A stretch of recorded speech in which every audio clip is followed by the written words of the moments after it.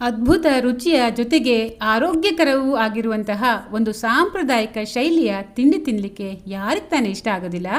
ಇವತ್ತು ನಾನು ಅಂತಹ ಒಂದು ತಿಂಡಿಯ ರೆಸಿಪಿಯೊಂದಿಗೆ ಬಂದಿದ್ದೇನೆ. ಹೀರೆಕಾಯಿಯಿಂದ ರುಚಿಕರವಾದ ದೋಸೆಯನ್ನು ಸುಲಭವಾಗಿ ಹೇಗೆ ಮಾಡುವುದು ಅಂತ ತೋರಿಸ್ತೇನೆ. ನಮಸ್ಕಾರ, ಸುಜಾತ ಸ್ನೇಹ ಲೋಕಕ್ಕೆ ನಿಮಗೆ ಆತ್ಮೀಯ ಸ್ವಾಗತ. ನಾನು ನಿಮ್ಮ ಪ್ರೀತಿಯ ಸುಜಾತ. ಹೀರೆಕಾಯಿ ದೋಸೆಗೆ ನಾನಿಲ್ಲಿ 3 ಪಾವಿನಷ್ಟು ದೋಸೆ ಅಕ್ಕಿಯನ್ನು ತಗೊಂಡಿದ್ದೇನೆ. ಇದನ್ನು ಚೆನ್ನಾಗಿ 3 ಸಾರಿ ತೊಳೆದು ಸಾಕಷ್ಟು ನೀರು ಸೇರಿಸಿ ಇದನ್ನು 6 ಗಂಟೆ ನೆನೆಯಲಿಕ್ಕೆ ಬಿಡ್ತೇನೆ.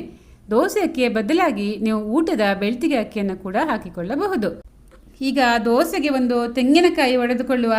ತೆಂಗಿನಕಾಯಿ ಹೋಳು ಓರೆ ಕೋರೆ ಆಗದ ಹಾಗೆ ಸರಿಯಾಗಿ ಒಂದೇ ಪೆಟ್ಟಿಗೆ ಒಡಿಲಿಕ್ಕೆ ನಿಮಗೆ ಒಂದು ಗುಟ್ಟು ಹೇಳಿಕೊಡ್ತೇನೆ. ಮೊದಲು ತೆಂಗಿನಕಾಯಿಯ ಮೇಲಿರುವ ಜುಂಗನ್ನೆಲ್ಲ ತೆಗೆದು ತೆಂಗಿನಕಾಯಿಯನ್ನು ಸ್ವಲ್ಪ ಒದ್ದೆ ಮಾಡ್ಕೊಳ್ಳಿ. ನಂತರ ತೆಂಗಿನಕಾಯಿಯ 3 ಗುರುತುಗಳ ಮಧ್ಯೆ ಜಾಸ್ತಿ ಅಂತರ ಇರುವ ಜಾಗವನ್ನು ನೋಡಿಕೊಳ್ಳಿ.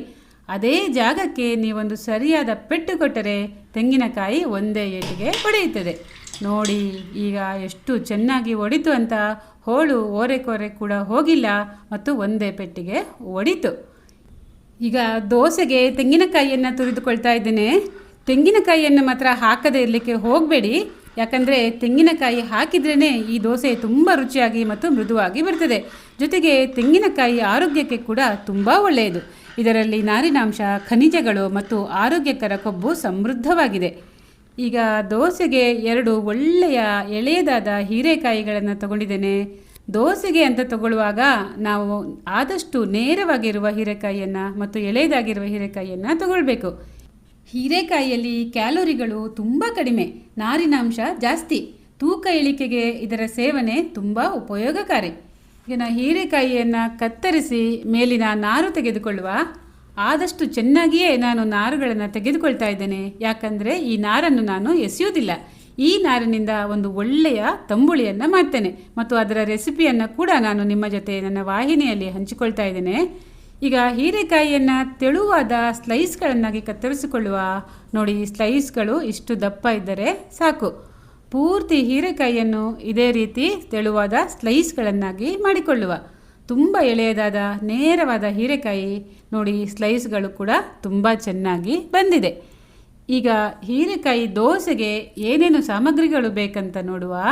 1 ಹೋಳು ಕಾಯಿ ತುರಿ, 2 ಚಮಚ ಕೊತ್ತಂಬರಿ ಬೀಜ, 1 ಚಮಚ ಜೀರಿಗೆ, 1 ಚಮಚ ಮೆಂತೆ, 4 ಚಮಚ ಉದ್ದಿನಬೇಳೆ, ರುಚಿಗೆ ತಕ್ಕಷ್ಟು ಉಪ್ಪು, 2 ಚಮಚ ಬೆಲ್ಲ, 7-8 ಬ್ಯಾಡಗಿ ಮೆಣಸಿನಕಾಯಿ, ಸ್ವಲ್ಪ ಹುಣಸೆ ಹಣ್ಣು ಮತ್ತು ಅರ್ಧ ಚಮಚ ಅರಸಿನ ಪುಡಿ. ಇದರಲ್ಲಿ ಉದ್ದಿನ ಬೇಳೆ ಮತ್ತು ಮೆಂತೆಯನ್ನು ಮಾತ್ರ ಪರಿಮಳ ಬರುವವರೆಗೆ ಹುರ್ಕೊಳ್ಬೇಕು. ಮಿಕ್ಕಿದ ಸಾಮಗ್ರಿಗಳನ್ನೆಲ್ಲ ಹಸಿಯಾಗಿ ಹಾಕುವುದು. ಈಗ ಇವೆರಡನ್ನು ಹುರಿಲಿಕ್ಕೆ ನಾನು ಒಂದು ಬಾಣಲೆಯನ್ನು ಗ್ಯಾಸ್ ಮೇಲೆ ಇಟ್ಕೊಂಡಿದ್ದೇನೆ. ಬಾಣಲೆ ಬಿಸಿಯಾದ ಮೇಲೆ 1 ಚಮಚ ತೆಂಗಿನೆಣ್ಣೆಯನ್ನು ಹಾಕ್ಕೊಂಡಿದ್ದೇನೆ ಮತ್ತು ಈಗ ಎಣ್ಣೆ ಬಿಸಿಯಾದ ಮೇಲೆ ಉದ್ದಿನ ಬೇಳೆಯನ್ನು ಹಾಕಿಕೊಂಡು ಇದನ್ನು ಸಣ್ಣ ಉರಿಯಲ್ಲಿ ನಿಧಾನವಾಗಿ ಹುರಿತಾ ಇದ್ದೇನೆ. ಉದ್ದಿನ ಬೇಳೆ ಸ್ವಲ್ಪ ಹುರಿದ ಮೇಲೆ ನಾನು ಇದಕ್ಕೆ ಮೆಂತೆಯನ್ನು ಸೇರಿಸ್ಕೊಳ್ತಾ ಇದ್ದೇನೆ. ಇವೆರಡನ್ನು ಸಣ್ಣ ಬೆಂಕಿಯಲ್ಲಿ ಕೆಂಪಗಾಗುವವರೆಗೆ, ಒಳ್ಳೆ ಪರಿಮಳ ಬರುವವರೆಗೆ ಹುರಿದುಕೊಳ್ತೇನೆ. ಇದನ್ನು ನಾವು ಸೀದು ಹೋಗಲು ಬಿಡಬಾರ್ದು, ಯಾಕಂದರೆ ಸೀದು ಹೋದರೆ ದೋಸೆಯ ಪರಿಮಳದಲ್ಲಿ ವ್ಯತ್ಯಾಸ ಆಗುತ್ತೆ. ಈಗ 2 ಚೆನ್ನಾಗಿ ಹುರಿದಾಯಿತು, ಒಳ್ಳೆಯ ಪರಿಮಳ ಕೂಡ ಬರ್ತಾ ಇದೆ. ಈ ಕಡೆ ಅಕ್ಕಿ ಚೆನ್ನಾಗಿ ನೆನೆದಿದೆ. ಹುರಿದುಕೊಂಡಿದ್ದ ಮೆಂತೆ, ಉದ್ದಿನಬೇಳೆ ಜೊತೆ ಈ ಎಲ್ಲ ಸಾಮಗ್ರಿಗಳನ್ನು ಅಕ್ಕಿಯ ಜೊತೆ ಹಾಕಿ ತರಿತರಿಯಾಗಿ ರುಬ್ಬಿಕೊಂಡು ಬರುವ. ಇದೇ ದೋಸೆ ಹಿಟ್ಟಿನಲ್ಲಿ ನಾನು ದಿವಿ ಹಲಸಿನ ತವಾ ಫ್ರೈ ಕೂಡ ಮಾಡಿದ್ದೇನೆ. ಆ ವಿಡಿಯೋವನ್ನು ಈಗಾಗಲೇ ನನ್ನ ವಾಹಿನಿಯಲ್ಲಿ ಅಪ್ಲೋಡ್ ಮಾಡಿದ್ದೇನೆ. ಸಾವಿರಾರು ವೀಕ್ಷಣೆಗಳಾಗಿವೆ. ನೋಡದಿದ್ದವರು ದಯವಿಟ್ಟು ಒಮ್ಮೆ ನೋಡಿಕೊಂಡು ಬನ್ನಿ.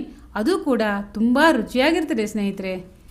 ಇದೇ ಹಿಟ್ಟಿನಿಂದ ಗುಂಡು ಬದನೆಯ ದೋಸೆಯನ್ನು ಮಾಡಬಹುದು ಮತ್ತು ನುಗ್ಗೆ ಸೊಪ್ಪು, ಪಾಲಕ್ ಸೊಪ್ಪು, ಮೆಂತ್ಯ ಸೊಪ್ಪಿನ ದೋಸೆಗಳನ್ನು ಕೂಡ ಮಾಡಬಹುದು.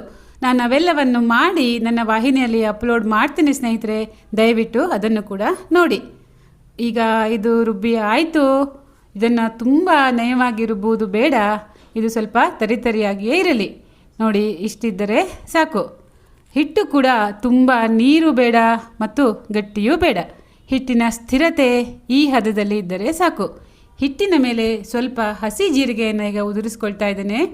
ತಿನ್ನುವಾಗ ಒಳ್ಳೆಯ ಆಹ್ಲಾದಕರವಾದ ಪರಿಮಳ ಬಾಯಿಗೆ ಸಿಗ್ತದೆ. ಈ ಹಿಟ್ಟನ್ನು ಹುದುಗಲಿಡುವ ಅಗತ್ಯ ಇಲ್ಲ. ಇದನ್ನು ರುಬ್ಬಿದ ತಕ್ಷಣವೇ ನಾವು ದೋಸೆ ಮಾಡಿಕೊಳ್ಳಬಹುದು. ಈಗ ಹಿಟ್ಟು ತಯಾರಾಗಿದೆ. ಹೀರೆಕಾಯಿ ಸ್ಲೈಸ್ ಕೂಡ ತಯಾರುಂಟು. ಇನ್ನು ತಡ ಮಾಡುವುದು ಬೇಡ, ಬೇಗ ಬೇಗ ದೋಸೆ ಮಾಡಿಕೊಳ್ಳುವ. ಗ್ಯಾಸ್ ಮೇಲೆ ಕಾವಲಿ ಇಟ್ಟುಕೊಂಡಿದ್ದೇನೆ ಮತ್ತು ಸ್ವಲ್ಪ ಶುದ್ಧ ಮಾಡಿಕೊಂಡು ಕಾವಲಿ ಬಿಸಿಯಾದ ಮೇಲೆ ಹೀರೆಕಾಯಿ ಸ್ಲೈಸ್ಗಳನ್ನು ಹಿಟ್ಟಿನಲ್ಲಿ ಅದ್ದಿ ಅದ್ದಿ ಕಾವಲಿ ಮೇಲೆ ಒಂದೊಂದಾಗಿ ಜೋಡಿಸ್ತಾ ಇದ್ದೇನೆ. ಈ ಹಂತದಲ್ಲಿ ಬೆಂಕಿ ತುಂಬ ಕಡಿಮೆ ಇರಲಿ. ಈ ದೋಸೆ ಬೆಳಗಿನ ಉಪಹಾರಕ್ಕೆ, ಮಧ್ಯಾಹ್ನದ ಊಟದ ಜೊತೆಗೆ ಮತ್ತು ಸಂಜೆಯ ಲಘು ಉಪಹಾರಕ್ಕೆ ಹೀಗೆ ಎಲ್ಲದಕ್ಕೂ ಸೂಕ್ತವಾಗ್ತದೆ. ಮಕ್ಕಳ ಊಟದ ಡಬ್ಬಿಗೂ ಕೂಡ ಇದನ್ನು ಹಾಕಿದರೆ ಮಕ್ಕಳು ಇದನ್ನು ಖುಷಿಯಾಗಿ ತಿಂತಾರೆ.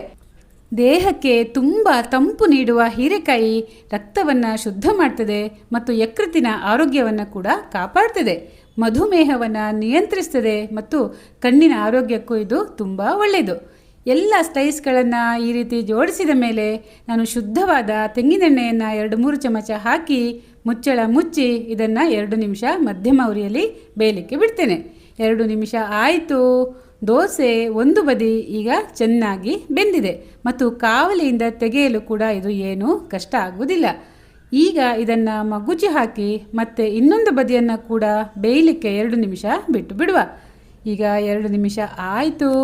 ದೋಸೆ ಈಗ ಪೂರ್ತಿ ಹದವಾಗಿ ಬೆಂದಿದೆ.